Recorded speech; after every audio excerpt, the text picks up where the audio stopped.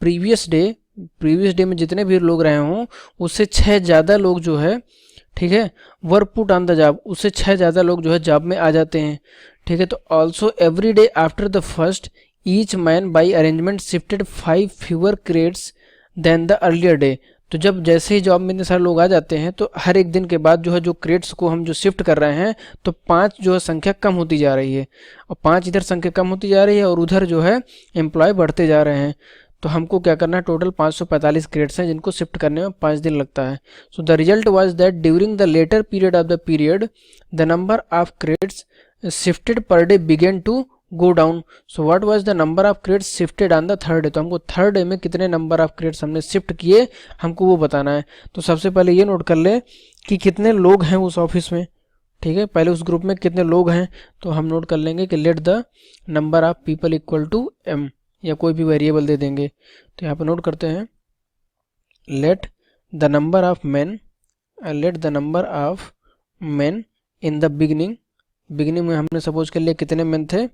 So in the beginning be M, तो हमने suppose किया बिगिनिंग में कितने आदमी थे, m आदमी थे, और हर एक मैन जो है सी क्रेट्स को शिफ्ट करता है फर्स्ट डे में।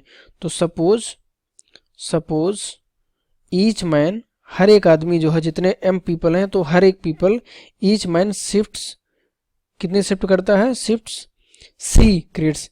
तो सी क्रेट्स की शिफ्ट करता है ऑन द फर्स्ट डे। तो फर्स्ट डे में उसने जो है सी क्रेट्स की शिफ्ट की। तो अब अगले दिन के हिसाब, अगले दिन से अब ये चेंजिंग स्टार्ट होगी। देन अब जो उसने क्वेश्चन में क्या कहा कि हर एक दिन में क्या होते हैं कि जो नंबर ऑफ पीपल और बढ़ गया, तो ये हो गया m+6। तो जैसे इधर 6 पीपल बढ़ रहे हैं और अगले दिन क्या है, क्रेट्स को शिफ्ट करने का number +6c -30 +mc -10m +12c minus, bracket open कर दिए, और सिंपली हमको क्या करना है, कैलकुलेट करना है जितने जितने लाइक टाइम होंगे। तो ये सबको ऐड करने पर सबको कितना आ जाएगा, ये 5mc -50m, और ये हो जाएगा सी वाले जितने हैं सबको ऐड कर देंगे तो कितना आ जाएगा 60c इक्वल टू जितने कांस्टेंट पार्ट है कांस्टेंट पार्ट को दूसरी तरफ ले जाएंगे राइट हैंड साइड पे, तो ये ऐड होकर के आ जाएगा 1445। तो ये आ जाएगा हमारा 5 से डिवाइड कर देंगे पूरे इक्वेशन को, तो ये हो जाएगा mc -10m +12c equal to 289, ये आ गया। तो mc -10m इक्वल टू कितना हो जाएगा, ये 289 -12c, ठीक है। अब क्या करेंगे, यहाँ से हम m कॉमन ले लेंगे। तो जैसे m कॉमन लिया तो ये हो जाएगा c -10, तो ये इक्वेशन क्या आ जाएगी 289 -12 अपॉन c -10। तो ये हमारे पास सिंपल इक्वेशन आ गई -12c। तो अब इसमें एक चीज़ ध्यान देना है कि यहाँ पर नीचे बेस में क्या c -10 है, और जो हमने ऊपर इक्वेशन में कहाँ तक नोट किया था c -20 तक, मतलब इससे ऊपर नहीं जा सकता है।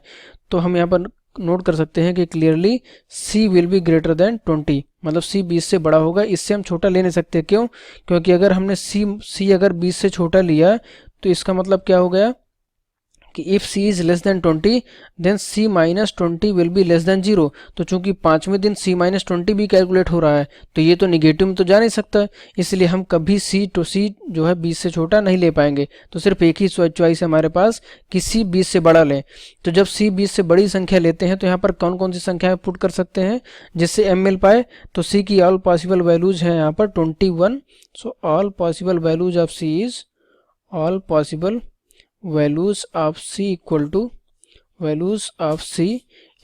21 या 22। तो हमारे पास सिर्फ दो वैल्यूज हैं c के लिए पॉसिबल। अगर हम c इक्वल टू 23 पे चेक करें तो c इक्वल टू 23 पे क्या हो जाएगा, फॉर c इक्वल टू 23 तो m की वैल्यू आ जाएगी 289 -12 इंटू 23 अपॉन 30, और 23 में 10 जाएगा तो आ जाएगा 13। तो इसको कैलकुलेट करने पर कितना आ जाएगा, m की वैल्यू 1। तो यहाँ से m की वैल्यू हमने निकाल लिया, 1 आया 23 पर जब हमने c की वैल्यू 23 पुट की। तो अब हमको निकालना क्या था इस क्वेश्चन में, ये देख लें। इस क्वेश्चन में निकालना था कि तीसरे दिन स्थानांतरित होने वाली क्रेट्स की संख्या क्या थी। तो हमने इन सब पॉसिबल केसेस से हमने 23 में 10 जाएगा तो आ जाएगा इक्वल 23, तो m की 20 तक, मतलब इससे ऊपर नहीं जा सकता है। तो हम यहाँ पर नोट कर सकते हैं कि clearly c will be greater than 20, मतलब c 20 से बड़ा होगा। इससे हम छोटा ले नहीं सकते, क्यों, क्योंकि अगर हमने c अगर 20 से छोटा लिया तो इसका मतलब क्या हो गया कि if C is less than 20 then C minus 20 will be less than 0। तो चूंकि 5वें दिन सी माइनस 20 भी कैलकुलेट हो रहा है तो ये तो निगेटिव में तो जा नहीं सकता, इसलिए हम कभी सी जो है 20 से छोटा नहीं ले पाएंगे। तो सिर्फ एक ही चॉइस है हमारे पास कि सी 20 से बड़ा लें। तो जब सी 20 से बड़ी संख्या लेते हैं तो यहाँ पर कौन कौन सी संख्याएं पुट कर सकते हैं जिससे m मिल पाए। तो सी की ऑल पॉसिबल वैल्यूज हैं यहाँ पर 21। So all possible values of C is all possible values of C equal to values of C equal to 21 या 22। तो हमारे पास सिर्फ दो वैल्यूज हैं सी के लिए पॉसिबल। अगर हम सी इक्वल टू 23 पे चेक करें तो सी इक्वल टू 23 पे क्या हो जाएगा, फॉर सी इक्वल टू 23 तो m की वैल्यू आ जाएगी 289 माइनस 12 इंटू 23 अपॉन 23 में 10 जाएगा तो आ जाएगा 13। तो इसको कैलकुलेट करने पर कितना आ जाएगा m की वैल्यू 1। तो यहाँ से m की वैल्यू हमने निकाल लिया, 1 आया 23 पर जब हमने c की वैल्यू 23 पुट की। तो अब हमको निकालना क्या था इस क्वेश्चन में, ये देख लें। इस क्वेश्चन में निकालना था कि तीसरे दिन स्थानांतरित होने वाली क्रेट्स की संख्या क्या थी।